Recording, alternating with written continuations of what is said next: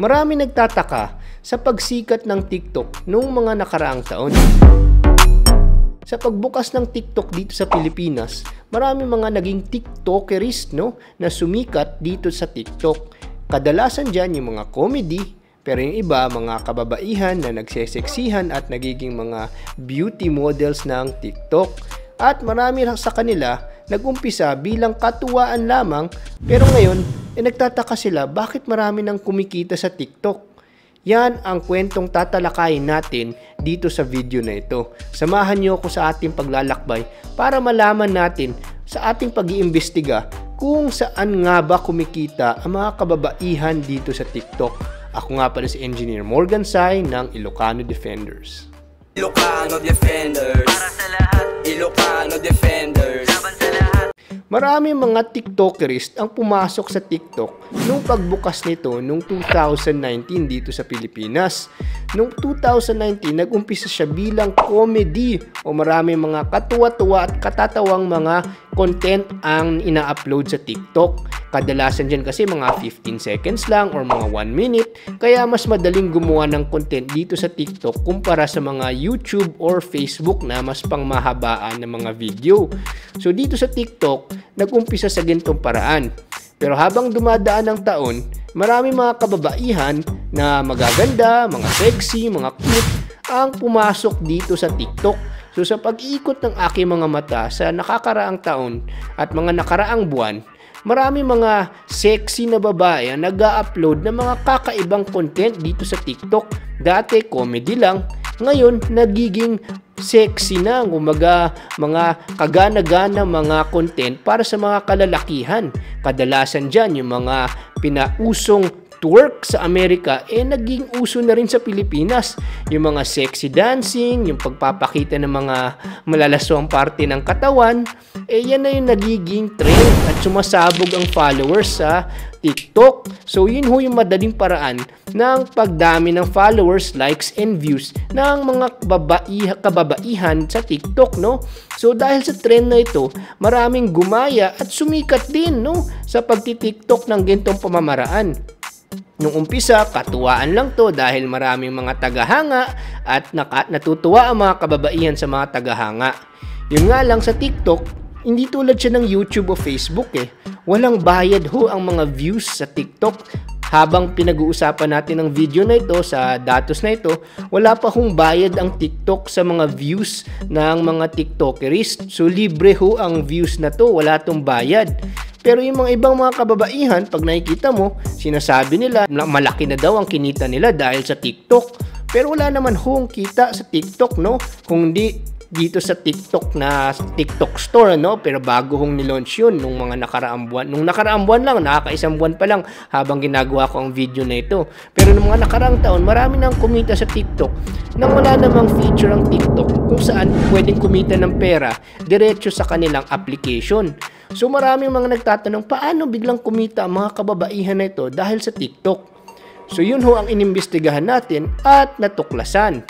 So dito sa TikTok, habang sumisikat ang mga kababaihan, ito'y nagiging bintana para sa mga tao na humanga sa mga kababaihan na ito. At nagkaroon ng mga management, no? Kung tinatawag natin mga talent manager ang pumasok din sa TikTok. Ang mga talent manager na to ay kadalasan pinamumunuan ng mga LGBT. Itong mga LGBT, nire-recruit itong mga kababaihan na sikat o malalaki ang mga following sa TikTok at nilalagay sa kanilang kuponan para bigyan sila ng oportunidad na kumita ng pera. Yung pagkita ng pera, iba't ibang paraan. Yung kadalasan naririnig natin, yung product endorsement kung saan pinopromote nila mga iba't ibang mga produkto tulad ng mga beauty product o minsan yung mga contraceptive na produkto sa kanilang mga TikTok. Yung iba naman sa pangalawang paraan ay yung mga private events, dito maraming kinikita din ng mga kababaihan dahil sa private events tulad ng mga rally, politika, o yung mga birthday party na pribado ng mga VIP client, kinukuha itong mga TikTokerist para mag-entertain ng kanilang mga bisita. Kadalasan, naghihila sila ng mga tao para sayawan nila o bigyan nila ng twerk o kaya sexy dancing para maaliw ang kanilang mga bisita at parokya na nandun sa private event.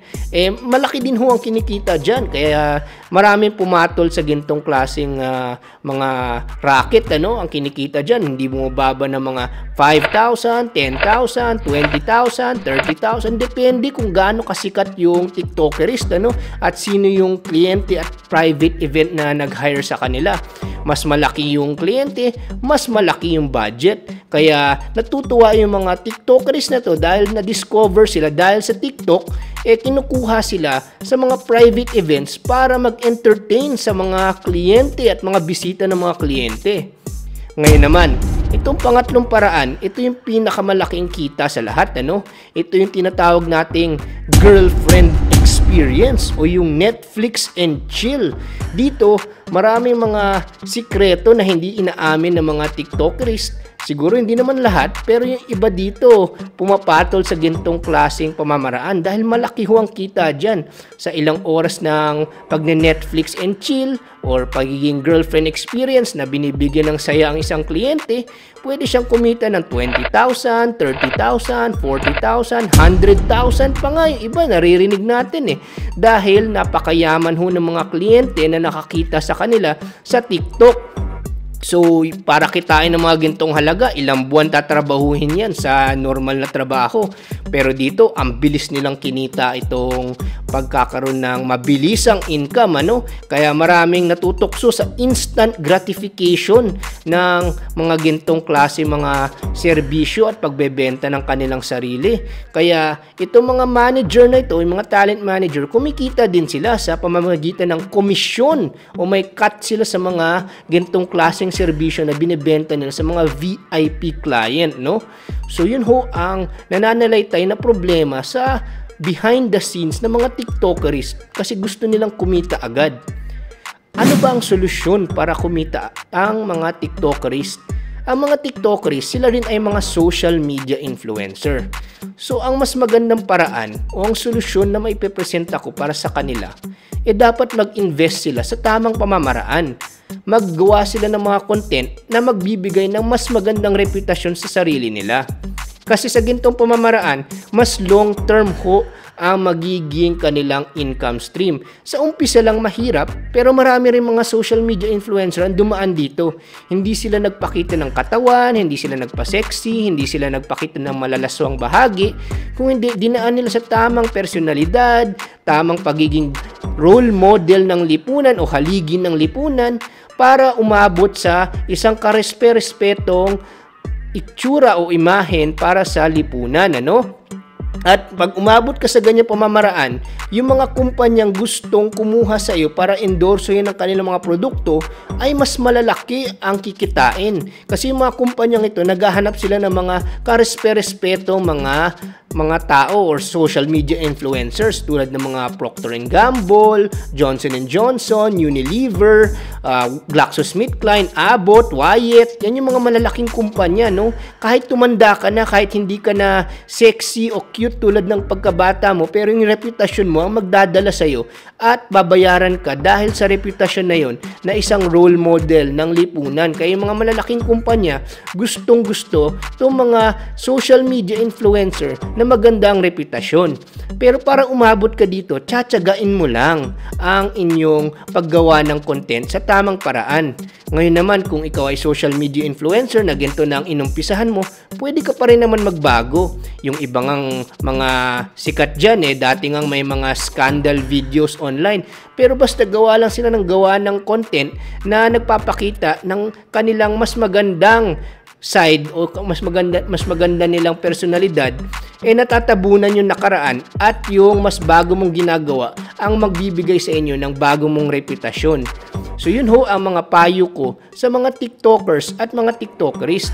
Sa mga nanonood naman sa video na ito, ngayon alam nyo na kung ano yung mga nangyayaring behind the scene sa ekonomiya ng TikTok at mga TikTokerist. Yun ho ang mga kaganapan kung paano kumikita ang mga kababaihan na ito.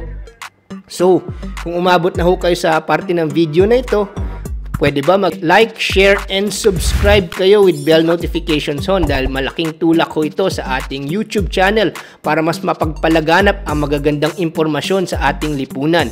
Ako nga pala si Engineer Morgan Sai ng Ilocano Defenders. Maraming salamat po. Ilocano Defenders, para sa lahat. Ilocano Defenders, laban sa lahat. Ilocano Defenders, Ilocano Defenders.